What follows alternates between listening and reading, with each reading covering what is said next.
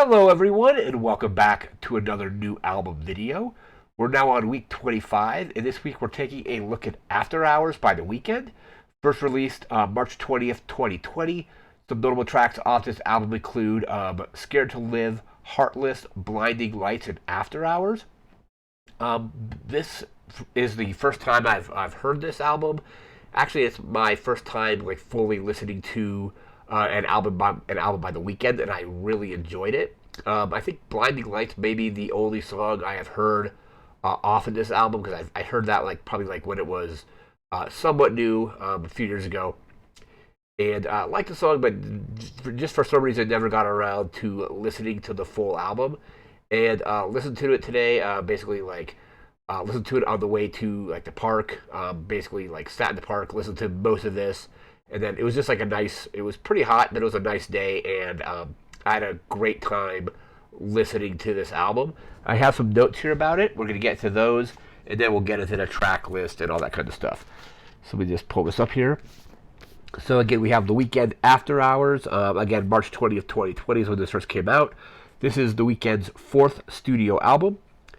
And The Weeknd said that it would be, apparently before this came out, according to my research, that it would be stylistically different than his previous album, which was Starboy. And there was a lot of apparently new wave and dream pop kind of elements in this album. This is, I think I would probably put it as or Apple Music had it at an R&B album. I would definitely say it's R&B. I kind of got some Frank Ocean vibes off the album as well. I haven't heard Blonde by Frank Ocean, but I've listened to, I think it's Channel Orange, one of his older albums, and there was a lot of kind of very similar elements to that. So I think R&B is probably how I would classify that. And then the dream pop, where it's kind of very, just the production on it. I'm not super familiar with dream pop. I've heard a few bands that kind of fall into that category, I guess. But it kind of had this very kind of ethereal quality to it in this album that I really liked. But it was that, and then mixed in with really good production, and his singing is also really good on the album as well. So again, there was R&B elements, there was new wave elements, a whole bunch of different like synth wave and synth and all that kind of stuff was in the album as well. The title comes from or is at least the same title, doesn't necessarily mean it was referencing it, but a 1985 Martin Scorsese film. There's a bunch of different singles off the album. The singles were Heartless, Blinding Lights, In Your Eyes, and Save Your Tears. Apparently, before the album came out, Blinding Lights in part was teased, apparently in a commercial for Mercedes-Benz. So I thought that was kind of interesting. Let me bring up here a quote from The Weeknd about the title and how it was titled here. Let me actually pull this up here. Yeah, so the title, basically he did an interview with Variety, and they were asking him about the album's title, and this is a quote from him. It says, quote, "Oh, there are so many reasons for it.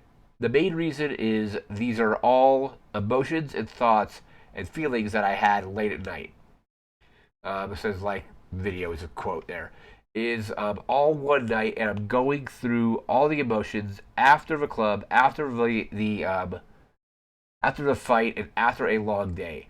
It's like these are my thoughts from 3 a.m. to I think it says 3 a.m. to 5 a.m.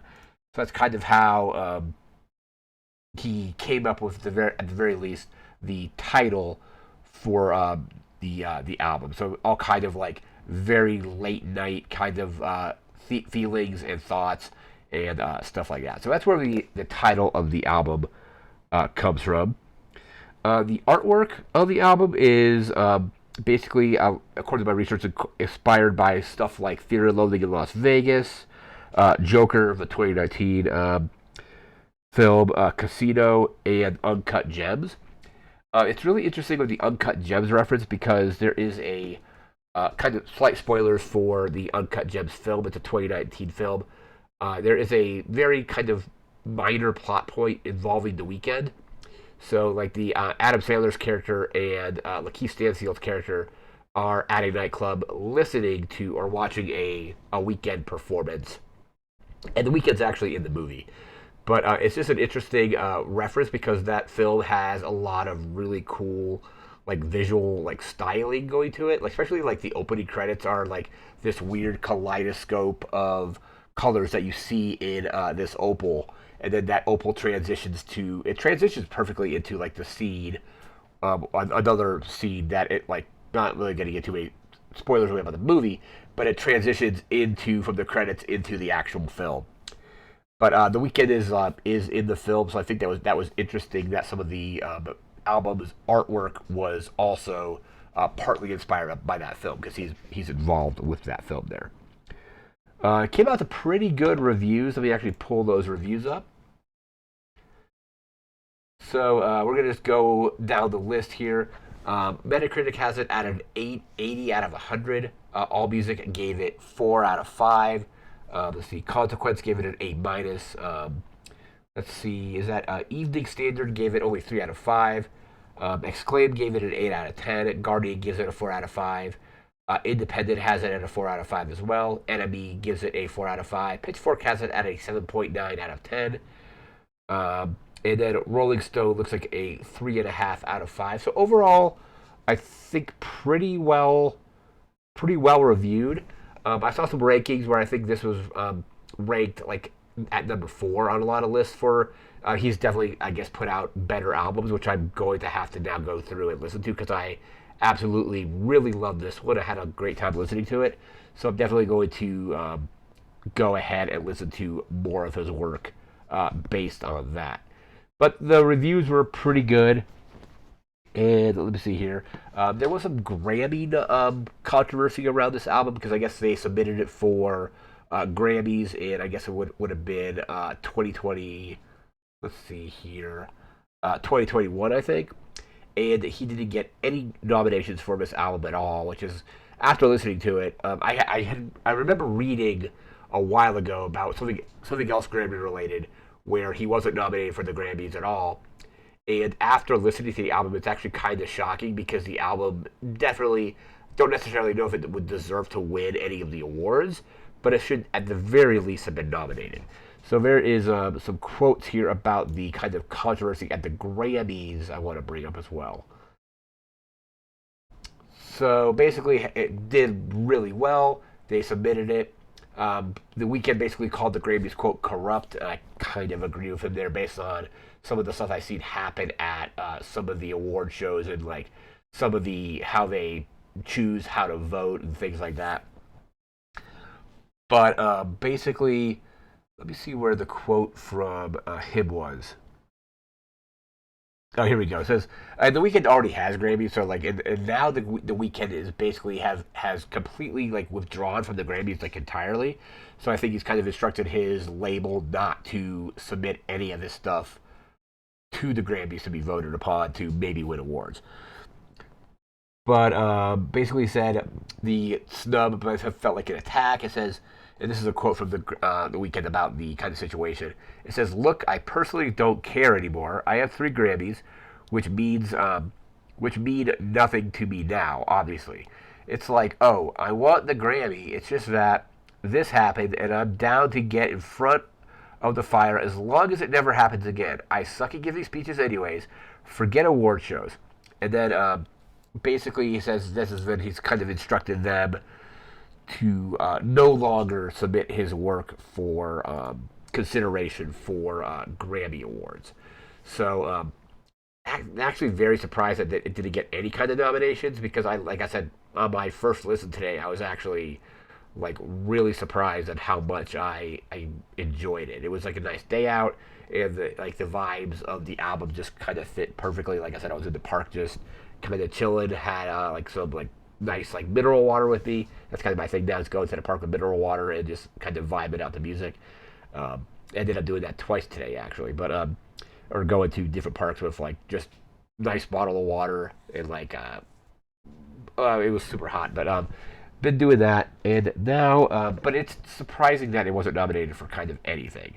Like the Grammys, I think in the last like while have kind of come across as a huge joke in my opinion. But we're now going to get into our track listing for this album. Let me pull this up here.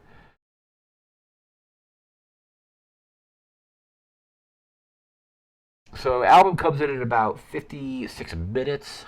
I just listened to, I think, the standard edition of the album. So standard edition, 56 minutes with 14 tracks. We're going to go through these tracks here. So track 1 is Alone Again. Like, as soon as I played that, it was just like, kind of was like, okay, like, this is an album where I could, just like right away, I was kind of feeling it. So, like, track 1 is Alone Again. Track 2 is Too Late. Track 3 is The Hardest to Love. Track 4 is Scared to Live. Track 5 is Snow Child. So that's track 5. Track 6 is Escape from LA. Track 7 is Heartless. Track 8 is Faith.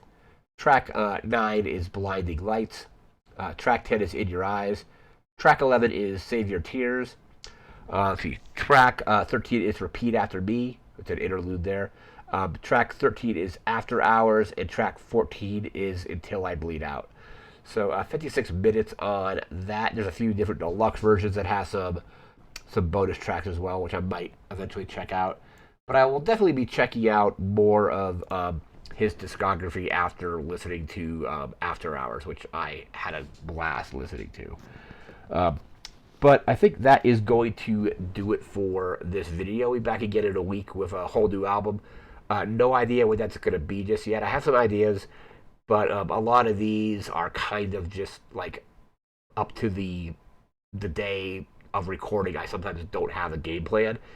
That's kind of how it went today. I was just like, hey, I'm going to listen to this album, and I ended up listening to it, and I'm like, okay, that's the album we're going to do for this week's new album. So sometimes sometimes I have stuff planned out. Sometimes I just kind of will pick an album kind of like in the moment, like with this one. But again, we'll be back again in a week from now with a completely new album. Again, that's going to do it for now. So again, thanks for watching. Take care and have a good one. See ya.